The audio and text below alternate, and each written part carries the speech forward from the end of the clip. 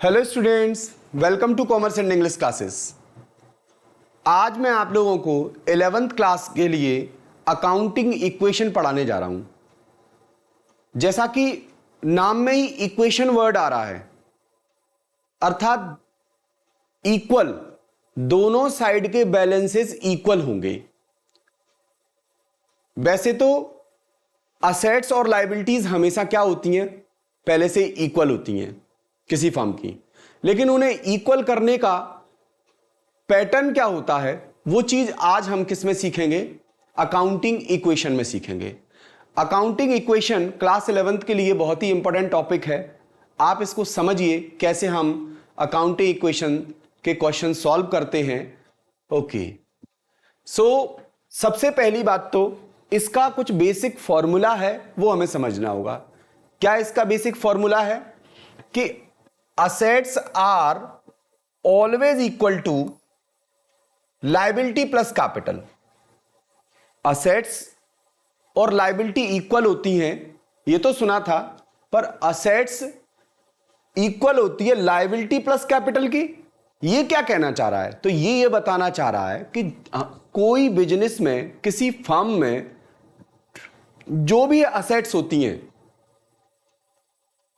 जो भी पैसा मालिक के द्वारा लगाया गया होता है और जो भी संपत्तियां उसमें बिजनेस में होती हैं, वो सारी की सारी लायबिलिटी प्लस कैपिटल से मिलकर बनती हैं। मतलब यह है कि जैसे मान लीजिए किसी फर्म में 1 लाख की एसेट है। कितने की एसेट है? 1 लाख की एसेट है। और 1 लाख की एसेट है तो 1 लाख की एसेट में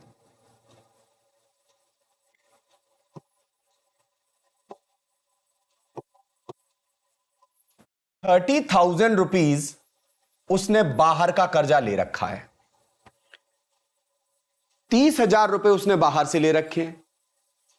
अब ये बाहर से लोन के रूप में ले सकता है, उधारी के रूप में ले सकता है, आपकी जो कोई परचेज उधार कर सकता है।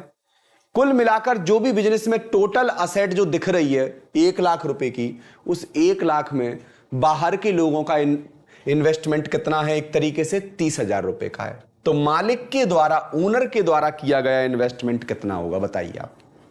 क्योंकि टोटल में तो इन्वेस्टमेंट कितने का दिख रहा है? हमारी असेट कितने की दिख रही है टोटल? 1 लाख की।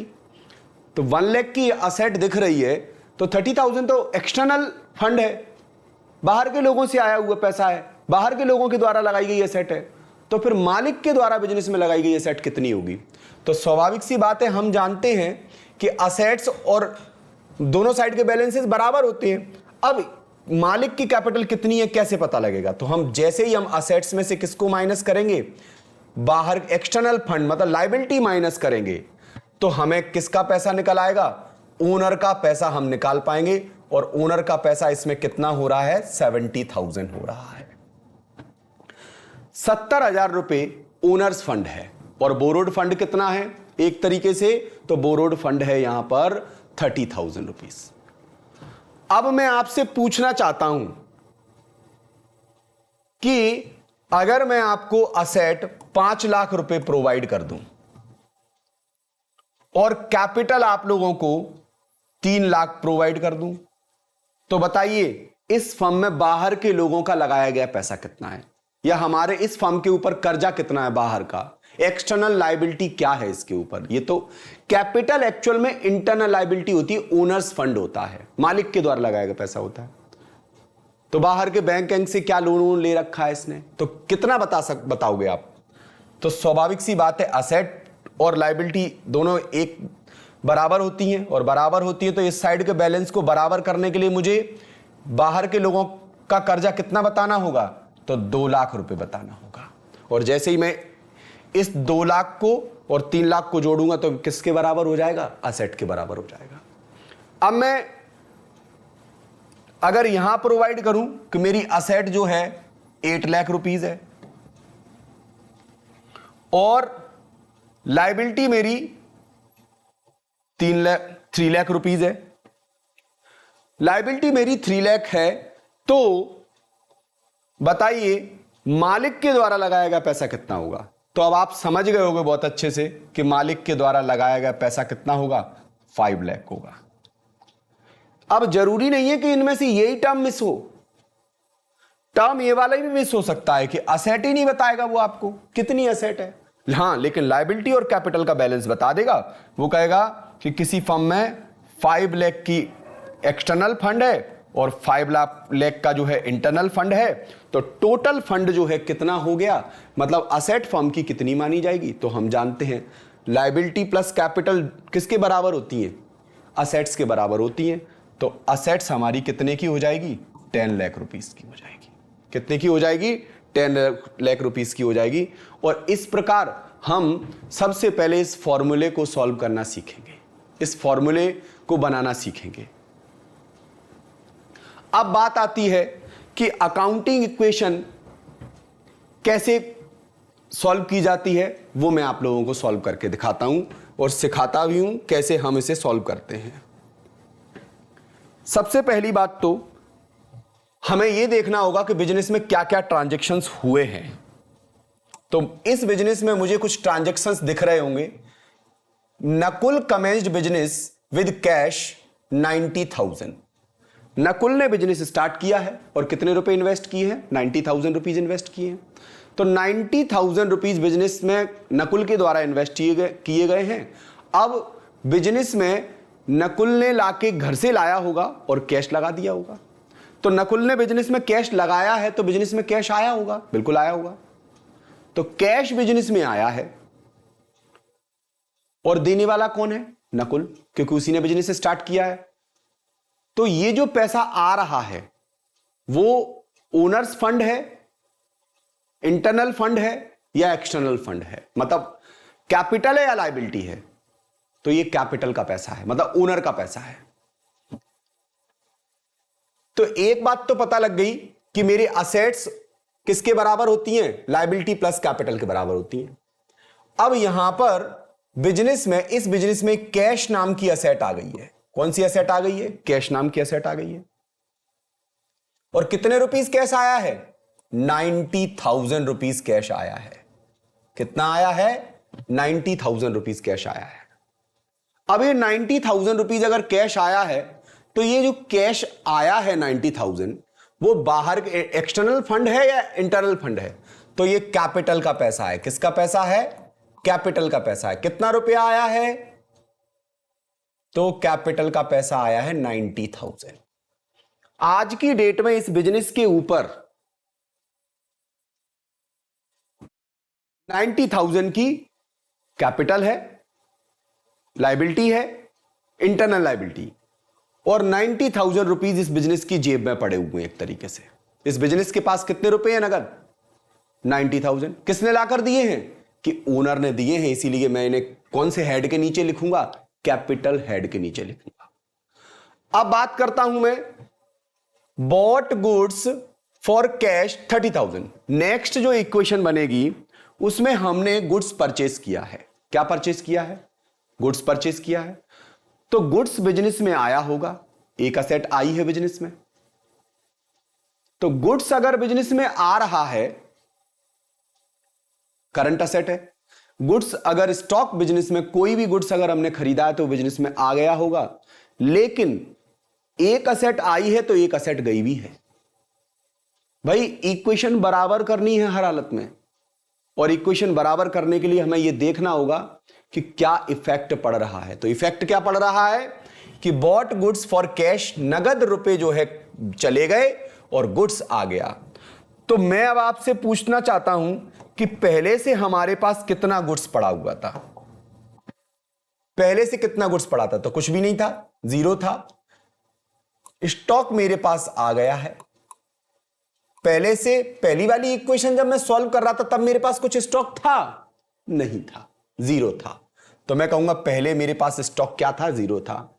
लेकिन जैसे ही मैं दूसरी वाली इक्वेशन में आया, दूसरे वाला जो है एंट्री में सॉल्व करने गया, तो मेरे पास से कितने रुपए चले गए, 30,000 रुपीज चले गए। लेकिन मेरे पास एक स्टॉक नाम की वस्तु आ गई, कितने की, 30,000 की। अगर 30,000 रुपए चले गए हैं तो 30,000 रुपए का मेरे पास स्टॉक आ गया है। पहले नहीं था, पहली इक्वेशन में 0 था देखिए, लेकिन अब आ गया है। आज की डेट में अगर मैं इस इक्वेशन को सॉल्व करके दिखाऊं आपको, जो न्यू इक्वेशन बनेगी मेरे बिजनेस की वो क्या बनेगी, तो 90,000 रुपीज थे जिसमें से 30,000 अगर लेस कर दिए तो मेरे पास आज की डेट में कितना कैश पड़ा होगा बताइए आप, 60,000 पड़ा होगा। लेकिन 60,000 रुपीज जो कैश पड़ा होगा, इसमें स्टॉक कितना आ गया होगा मेरे पास, 30,000 रुपए का स्टॉक आ गया होगा। अब आप ये बताइए कि इसी इक्वेशन को मैं इस साइड लिखूंगा तो इस साइड मेरी कैपिटल पर कोई इफेक्ट पड़ा, तो 0 इफेक्ट पड़ा। अब आप कहोगे सर कैपिटल पर 0 इफेक्ट क्यों पड़ा, क्योंकि एक असेट जितने की गई है उतने की एक असेट, मतलब एक असेट गई है जितने की उतने की एक असेट आ गई है। कैपिटल पर तभी इफेक्ट पड़ेगा जब या तो ओनर एक्स्ट्रा कैपिटल इंट्रोड्यूस करे, या ओनर कैपिटल विड्रॉ कर ले जाए, या कोई प्रॉफिट आए, या कोई लॉस आए। इन 4 सिचुएशन में ही कैपिटल पर इफेक्ट पड़ेगा। कौन कौन सी सिचुएशन, या तो ओनर एडिशनल कैपिटल इंट्रोड्यूस कर दे, या ओनर क्या कर ले जाए, कैपिटल विड्रॉ कर ले जाए, और या ओनर क्या करे, या ओनर को प्रॉफिट आ जाए, कोई बेनिफिट हो जाए, तो बेनिफिट होने पर मालिक की कैपिटल रेज होगी या नहीं होगी, बिल्कुल होगी। और कहीं कोई लॉस हो जाए तो वो माइनस कर देगा मालिक की कैपिटल को, ओनर की कैपिटल को। ये बात ध्यान रखना, 2 ही बातें सबसे ज्यादा मेन है इसमें, कि प्रॉफिट अगर कोई होता है तो भाई मालिक ने पैसा किस लिए लगाया है, इंक्रीज होने के लिए, तो मालिक की कैपिटल क्या हो जाएगी, रेज हो जाएगी। प्रॉफिट किस में जाकर ऐड होने हैं, सारे मालिक की कैपिटल में। और लॉसेस मालिक की कैपिटल से माइनस होने हैं, क्यों भाई, प्रॉफिट लेगा तो लॉसेस भी बियर करेगा ना। बिजनेस में तो रिस्क फैक्टर हमेशा लगा रहता है, रिस्क फैक्टर जो है चलता ही रहता है, बिजनेस के साथ है वो तो बिजनेस के। अब वो कह रहा है कि अभी कोई कैपिटल में चेंज आया, कोई प्रॉफिट लॉस हुआ क्या, नहीं, कोई प्रॉफिट नहीं हुआ, कोई लॉस नहीं हुआ। एक असेट चली गई है, कैश नामक असेट चली गई है और स्टॉक नामक असेट आ गई है, तो हम कहेंगे इसमें 0 चेंज है। तो 90,000 में 0 को प्लस करेंगे तो एक तरीके से वो हमारा 90,000 ही आएगा। ठीक है, अब न्यू इक्वेशन बन गई हमारी, क्या बन गई, न्यू इक्वेशन। ये न्यू इक्वेशन क्या बन गई, 60,000, 30,000 और 60 और 30 को जोड़ा तो कितने हो गए, असेट साइड के कितने हो गए, 90,000, और 90,000 और इधर कैपिटल कितने की है ओनर की, वो भी 90,000 की है। क्लियर। अब बात करते हैं नेक्स्ट एंट्री की।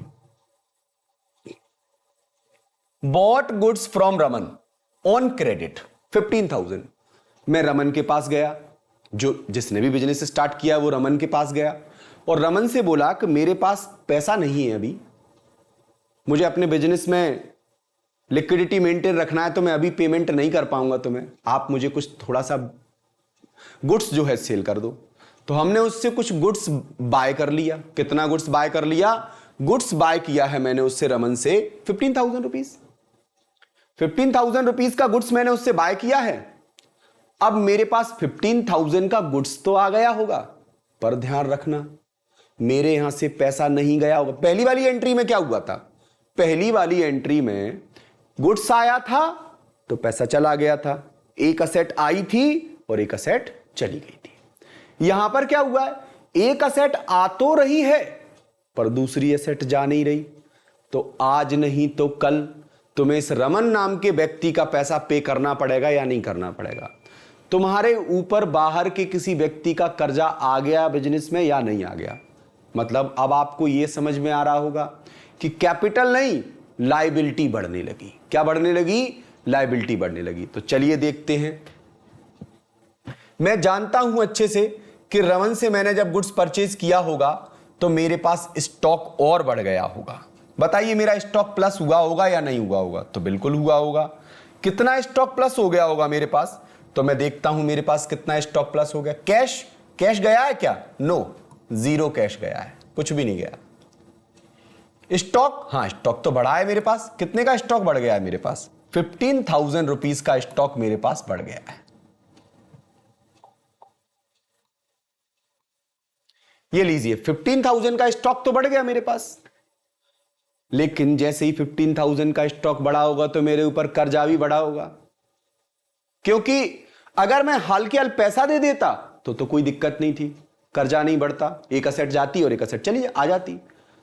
पर यहां पर क्या हो गया, कर्जा हो गया, ओनर का ही कर्जा हो गया या फिर बाहर के किसी व्यक्ति का, हाँ ये रमन नाम के व्यक्ति का कर्जा हो गया, जिससे हम उधार माल खरीदते हैं, उधार ऑन क्रेडिट पर गुड्स अब जब खरीदते हैं तो वो हमारा डेटर बनता है या क्रेडिटर बनता है, तो वो हमारा क्रेडिटर बनता है, वो फ्यूचर में आएगा और पैसे मांगेगा, लायबिलिटी है वो हमारी।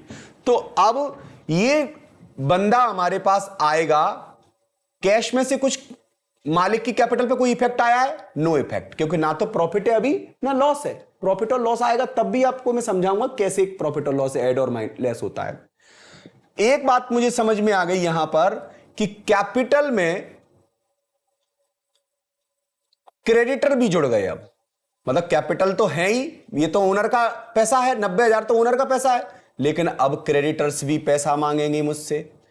पहले क्या थे क्रेडिटर्स, आप बता सकते हो? जीरो थे, पहली एंट्री में जीरो थे। दूसरी इक्वेशन में क्या थे? जीरो थे। तीसरी इक्वेशन में क्या थे? जीरो थे। लेकिन आज की इक्वेशन में मेरे पास क्रेडिटर आ गए हैं। कितने के क्रेडिटर आ गए हैं बता सकते हो? हाँ, तो 15,000 के क्रेडिटर आ गए हैं। अब ये क्रेडिटर कलेश करेंगे तब तक जब तक मैं इनका पैसा नहीं दे दूंगा, तब तक ये मेरे पास पड़े रहेंगे। अब आप इन दोनों इक्वेशन को तरीके से देखिए। मैं जब इनको जोड़ के लिखूंगा तो ये तो 60,000 ही आएगा, क्योंकि 60,000 और जीरो को ऐड करेंगे, क्योंकि इसमें तो जीरो चेंज है ना कैपिटल, उसमें कैश में तो। लेकिन स्टॉक मेरे पास बढ़ गया, कितने का हो गया? 45,000 का हो गया। अब कैपिटल में कोई चेंज? No change. तो कैपिटल आज भी कितने की है? 90,000, 90,000 की है। हाँ, लेकिन अब मेरे ऊपर लायबिलिटी भी आ गई है, बाहर के लोगों का कर्जा भी आ गया। कितने का? 15,000 का। आ गया या नहीं आ गया है? बिल्कुल आ गया। अब आप जोड़िए 90,000 और 15,000 कितने हो जाएंगे? 1,05,000। 60,000 और 45,000 कितने हो जाएंगे? 1,05,000। इक्वेशन बराबर हो गई या नहीं हो गई? बराबर हो गई। इक्वेशन बराबर ही होगी। अगली एंट्री में बॉट फर्नीचर 12,000 रुपीज। ये बंदा गया और फर्नीचर खरीद लाया। क्या खरीद लाया? फर्नीचर। उधार नहीं है, नगद है, क्योंकि उधार के लिए कुछ मेंशन नहीं है उसमें, तो हम कैश कंसीडर करेंगे। एक बात पता लग गई मुझे कि मेरे पास फर्नीचर आ गया है। क्या आ गया है? फर्नीचर आ गया है। और फर्नीचर आने पर, जो फर्नीचर मेरे पास आया है उसकी वजह से कैश चला गया है। कितना कैश चला गया है मेरे यहां से? 12,000 रुपीज कैश चला गया है। तो 12,000 रुपीज कैश डिडक्ट हो जाएगा। तो आज मेरे पास अब कैश रह कितना जाएगा? तो मेरे पास कैश रह जाएगा, वो मैं घटा लूंगा बाद में, लेकिन अब मैं एक चीज लिख रहा हूं कि मेरे पास एक नई असेट ऐड हो गई है, फर्नीचर नाम की। पहले क्या थी कैश फर्नीचर नाम की असेट? जीरो। दूसरी इक्वेशन में जीरो थी, तीसरी इक्वेशन में जीरो थी, चौथी इक्वेशन में जीरो थी, इस इक्वेशन में जीरो थी। लेकिन यहां पर मेरे पास फर्नीचर बढ़ गया है। कितने का? 12,000 रुपए का फर्नीचर बढ़ गया है। 12,000 रुपए कम हो गए हैं और 12,000 का फर्नीचर बढ़ गया है। एक असेट गिर गई है, मतलब कैश नाम की असेट कम हो गई है, तो फर्नीचर नाम की असेट बढ़ गई है। इक्वेशन बराबर है, जितने की असेट है उतने की है। 60,000 में से 12,000 गए तो कितने बचे? 48,000। कितने बचेंगे? 48,000, सॉरी 48,000। ओके, इसमें कोई चेंज? Zero change. हमारे स्टॉक नाम की एसेट में कोई चेंज? Zero change. तो ये अभी भी कितना पड़ा होगा? 45,000 का पड़ा होगा। और फर्नीचर नाम की एसेट कितनी बढ़ गई आपकी? 12,000 की बढ़ गई। देखिए 60,000 में से 12,000 गए तो कितने बचे? 48,000। 45,000 में जो स्टॉक था उसमें जीरो चेंज आया। हमने कोई स्टॉक ना तो बेचा ना एक्स्ट्रा खरीदा, तो जैसा का तैसा स्टॉक हमारा 45,000 का, जीरो चेंज है ना उसमें। लेकिन फर्नीचर हमारे में, फर्नीचर में चेंज आ गया। कितना चेंज आ गया कि पहले फर्नीचर जीरो था, अब तक यहां हमारे पास फर्नीचर बढ़ गया है, क्योंकि कैश माइनस हो गया है। तो 12,000 का आज फर्नीचर हो गया है। क्या असेट पर कुछ, क्या यहां पर मालिक की कैपिटल पर कोई इफेक्ट आया होगा? कोई इफेक्ट नहीं आया होगा, क्योंकि ना तो प्रॉफिट हुआ है ना लॉस हुआ है। तो हम कहेंगे कि यहां पर हमारी जो असेट मतलब कैपिटल है उसमें जीरो चेंज है, और जिनका क्रेडिटर थे उनका तो पैसा अभी हमने दिया नहीं है तो उनमें भी जीरो चेंज है। तो ये जैसी की तैसी 90,000 की होगी, और ये भी जैसा का तैसा, जो क्रेडिटर्स हैं वो भी उतने के होंगे, 15,000 के ही होंगे। 1,05,000 और इसको भी जोड़ोगे तो कितना हो जाएगा? 1,05,000 हो जाएगा। अब मैं अगली इक्वेशन की बात करता हूं, अगली एंट्री की बात करता हूं। अगली एंट्री क्या कह रही है समझिए। ये मेरी न्यू इक्वेशन बन गई है। अब इस न्यू इक्वेशन में मैं 5th नंबर की इक्वेशन को जब सॉल्व करने जा रहा हूं, सोल्ड गुड्स, इस बार इसने गुड्स खरीदा नहीं है, बेचा है, तो स्टॉक कम हुआ होगा इसके यहां से, स्टॉक गया होगा। देखिए स्टॉक गया है, कितना स्टॉक गया है? 5,000 का स्टॉक गया है। और भाई साहब 5,000 का स्टॉक कितने में टिपाए आए हैं? 15,000 रुपए में। हाँ, 5,000 का जो गुड्स है वो कितने में बेच दिया? 15,000 रुपए में। प्रॉफिट हुआ या लॉस हुआ? प्रॉफिट हुआ। कितने का? 10,000 रुपीज का। ओनर खुश है, कैपिटल खुश है, मालिक ने पैसा लगाया था उसमें उसे 10,000 का बेनिफिट आ गया। तो आज की डेट में अब मालिक को 10,000 रुपीज उसके कैपिटल में क्या होने वाले हैं? प्लस होने वाले हैं। और गुड्स कितने का जाएगा उसके यहां से? केवल 5,000 का। 5,000 का गुड्स जाएगा और कैश कितना आ जाएगा टोटल उसके पास? 15,000 रुपए कैश आ जाएगा। तो देखिए मैं इससे कहूंगा कितना स्टॉक कम हो गया तुम्हारे यहां से, तो वो कहेगा मेरे यहां से स्टॉक कम हुआ है केवल, मेरे यहां से स्टॉक कम हुआ है केवल 5,000 का। और पैसा कितना आ गया तेरे यहां?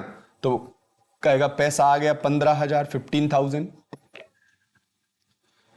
अब फर्नीचर में कोई चेंज? Zero change. मालिक की कैपिटल में कोई चेंज? बिल्कुल चेंज आया होगा मालिक की कैपिटल में। कितने का चेंज आया होगा? क्योंकि बेनिफिट हुआ है ना। बेनिफिट किसको मिलने हैं? ओनर को। तो मालिक की कैपिटल में प्लस हो जाएगा जो बेनिफिट है। कितने का बेनिफिट है? 5,000 की चीज 15,000 में बेची है, कितने का बेनिफिट है? 10,000 का। मालिक खुश है, कितने रुपए लेके? 10,000 रुपीज लेकर। क्रेडिटर में कोई चेंज? Zero change. अभी क्रेडिटर में कोई चेंज नहीं आया। अब हम इक्वेशन बना लेते हैं, जोड़ लेते हैं। देखिए सबसे पहली बात तो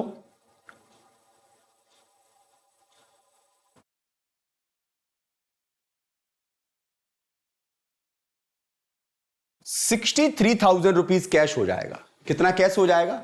63,000। 8 5 13 की 3, 4 और 1 5 और 1 कैरी, तो कितना हो गया? 63,000 कैश हो गया। आज इसकी पॉकेट में कितना रुपया पड़ा है? 63,000। लेकिन थोड़ा सा गुड्स कम हुआ है, बहुत ज्यादा कम नहीं हुआ, टेंशन मत लो। कितना कम हुआ है? 5,000 का। तो गुड्स अब कितने का रह गया होगा? 40,000 का। और फर्नीचर में कोई चेंज? तो जीरो चेंज। तो आज भी फर्नीचर 12,000 का ही है टोटल।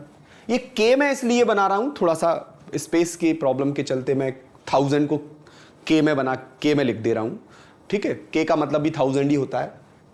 अब बात आती है कि इस इक्वेशन को भी सॉल्व कर लेता हूं। 90,000 में हम जब 10,000 ऐड कर देंगे तो कितने हो जाएंगे? 1 लाख हो जाएंगे। लीजिए 1 लाख हो गए, और इस पे कोई चेंज नहीं आया, तो ये आज भी 15,000 है। भाई ये क्रेडिटर हैं, ये कलेश करते रहेंगे जब तक आप इनका पैसा नहीं दे दोगे। तब तक ये जीरो तब होंगे जब आप इनका पैसा दे दो। अभी तो वो इसी तरीके से रहने वाले हैं इक्वेशन में। आगे आप देखिए, ये मेरी न्यू इक्वेशन फॉर्म हो गई। क्या? 63 था। आज की डेट में अगर कोई मुझसे आकर बैलेंस पूछे तो मैं स्पष्ट बता दूंगा, 63,000 रुपीज मेरी पॉकेट में रखे हैं, 40,000 रुपए का मेरे पास स्टॉक भी रख रखा है, और 12,000 का मेरे पास फर्नीचर है। ये मेरी असेट है मेरी फर्म की। लेकिन थोड़ा सा कर्जा है मेरे ऊपर। कितना? 15,000 रुपए का एक्सटर्नल मेरे पास जो है लाइबिलिटी है। बाकी इंटरनल लाइबिलिटी ओनर की कितनी है? 1 लाख की है। और आप इसको जोड़ रहे हो, जोड़ोगे तो कितना हो रहा है? 1,15,000। और इसको भी जोड़ोगे तो 1,15,000 ही हो जाएगा। ओके, अब बात करते हैं हम अगली इक्वेशन की, मतलब paid to Ram 14,000 in full settlement. Ram मतलब रमन, यहां पर रमन लिख लेते हैं हम। रमन को पे किया है, किसको पे किया है? रमन को। कितने पे किए हैं रमन को? 14,000 रुपीज। कितने? 14,000। रमन को जो है 14,000 रुपीज पे किए हैं इन फुल सेटलमेंट। भाई सामान कितने का लाए थे रमन से खरीद के? तो रमन से सामान लाए थे हम कितने का खरीद के? 15,000 का। भाई रमन का मुंह तो बंद करना पड़ेगा ना, नहीं तो वो चिल्लाता रहेगा। लो, बहुत चिल्ला रहा था, हमने पेमेंट दे दिया उसका, अपना पेमेंट पकड़। लेकिन तय कर लिया हमने उससे कि कितने में तय हो गया? उसने कहा 14,000 की बजाय आप केवल कितने दे दो? 14,000 की, अच्छा सॉरी, 15,000 की बजाय आप कितने दे दो? 14,000 दे दो। अच्छा है, कितने रुपए बच गए हमें? 1,000 रुपए का डिस्काउंट मिल गया। मालिक खुश होगा या दुखी होगा? खुश होगा। वो कहेगा पैसा गया कम और जान बची कितने की? 15,000 रुपए की। अब वो 15,000 रुपए मांगने हमारे पास नहीं आएगा। एक क्रेडिटर कितने से जीरो कर दिया? 15,000 से। मतलब रमन को हमने पेमेंट कर दिया। आज की डेट में रमन जब पैसा, रमन को मैंने 14,000 दे दिए। कितने दे दिए? सॉरी, यहां से कैश देंगे ना अपन उसे, 14,000 रुपए कैश देंगे। कितने कैश देंगे? 14,000 रुपए कैश देंगे रमन से, रमन को। जैसे ही हम उसे 14,000 रुपीज कैश देंगे तो इधर रमन कितने का खत्म हो जाएगा? पूरे 15,000 का खत्म हो जाएगा। क्योंकि अब रमन के 15,000 का ही तो हिसाब किताब था, तो रमन अब कुछ मांगने नहीं आ पाएगा। तो रमन का हिसाब किताब 15,000 का क्लियर हो जाएगा और पैसे केवल कितने जा रहे हैं? 14,000 ही जा रहे हैं। तो अब बेनिफिट हो गया या नहीं हुआ? बिल्कुल बेनिफिट हुआ है। कितने का बेनिफिट हुआ है? तो यहां पर 1,000 का बेनिफिट हुआ है। कितने का बेनिफिट हुआ है? 1,000 का, क्योंकि रुपए कितने गए हैं? रुपए गए हैं 14,000। और कोई लाइबिलिटी कितने से खत्म हो गई? 15,000 से। तो 1,000 रुपए का हमें क्या हो गया? बेनिफिट हो गया। तो 1,000 रुपए का हमें 1,000 रुपीज का क्या हो गया? यहां पर बेनिफिट हो गया। तो आज मालिक की कैपिटल 1,00,000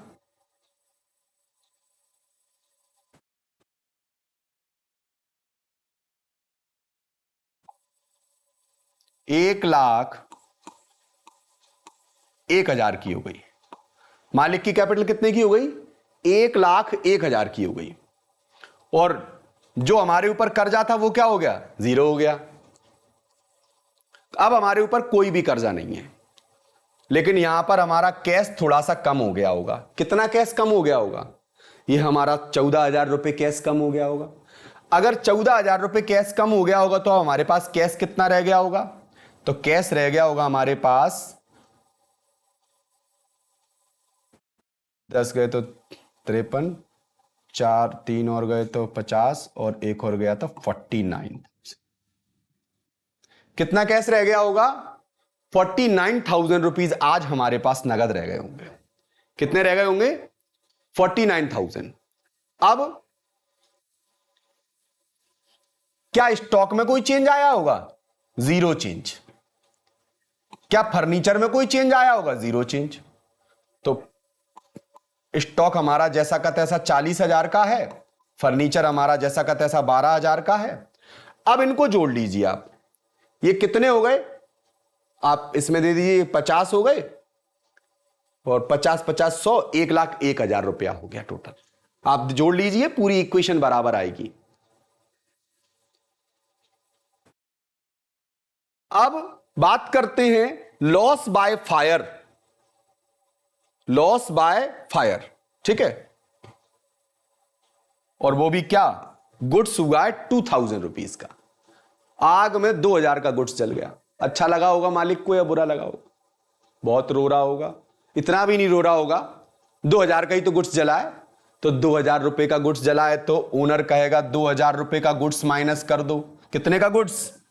2,000 रुपए का। बैठे बैठाए नुकसान हो गया, कोई बात नहीं, 2,000 रुपए का गुड्स माइनस कर दिया। क्या कैश में कोई चेंज आया? नहीं। कैश में क्यों चेंज आएगा? कैश थोड़ी गया होगा। गुड्स गया है, जल गया तो जल गया। कैश तो मेरे जेब में आज भी 49,000 ही है। गुड्स जरूर अब कितने का रह गया होगा, 38,000 का रह गया होगा। हां, फर्नीचर में कोई चेंज, जीरो चेंज। फर्नीचर में क्यों चेंज आएगा, वो तो जैसा का जला थोड़ी है फर्नीचर हमारा, तो फर्नीचर 12,000 का ही होगा। अब लेकिन नुकसान होने पर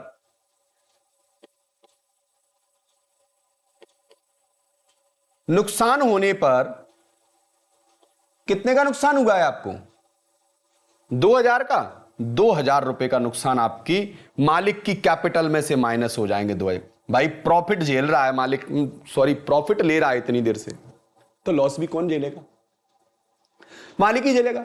लो 2,000 रुपए मालिक की कैपिटल से माइनस किए, ये तो जीरो है, अब तो जीरो हो गया है, तो जैसे ही माइनस करेंगे तो कितने बचेंगे, 99,000 रुपीज की मालिक की कैपिटल रह जाएगी।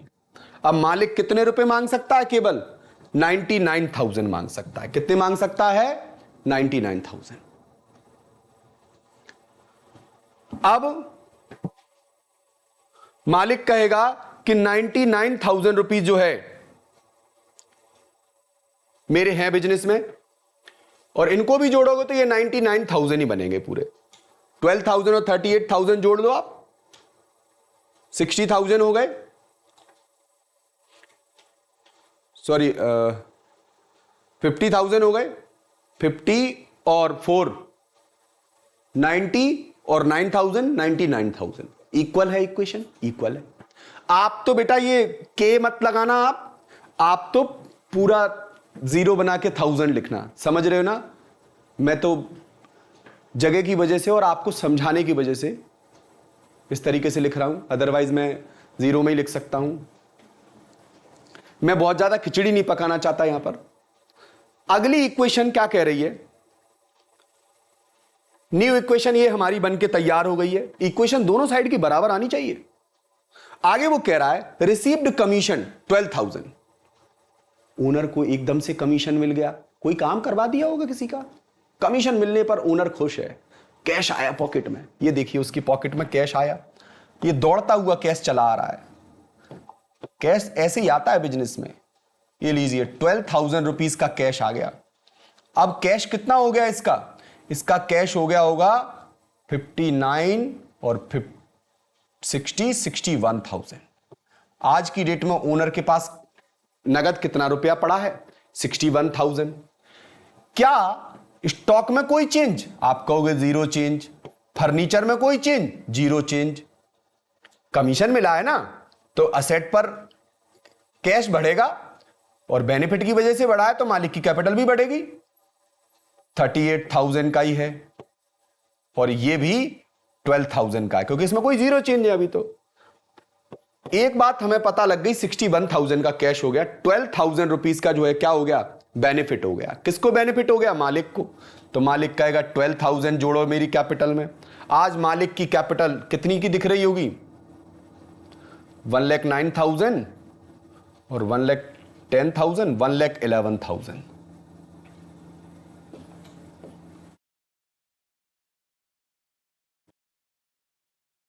1,11,000 की जो है मालिक की कैपिटल दिख रही होगी। और इसी तरीके से कोई भी इक्वेशन आती चली जाएगी, कोई भी ट्रांजैक्शन आता चला जाएगा। हम इसी तरीके से अकाउंटिंग इक्वेशन को आगे बढ़ाते चले जाएंगे, बशर्ते एक बात का ध्यान रखेंगे, कोई भी प्रॉफिट आएगा तो वो ओनर के अकाउंट में जुड़ेगा, और कोई भी लॉस आएगा तो ओनर मतलब मालिक की कैपिटल में जुड़ेगा। प्रॉफिट आएगा तो, और लॉस आएगा तो मालिक की कैपिटल से माइनस हो जाएगा। हम सारी अकाउंटिंग इक्वेशन इसी बेसिस पर कर सकते हैं। आपको पहले एक सवाल ही अच्छे से समझ लो, आप सारे अकाउंटिंग इक्वेशन के क्वेश्चन कर पाओगे। तो आप सबसे पहले इस क्वेश्चन को समझिए, फिर आप और क्वेश्चंस लगाइए। और अगर आपको किसी भी अकाउंटिंग इक्वेशन में दिक्कत आती है तो आप मुझे कमेंट कीजिए, मैं उस पर्टिकुलर क्वेश्चन के लिए भी वीडियो बनाकर आपको आंसर दूंगा। Okay, thank you.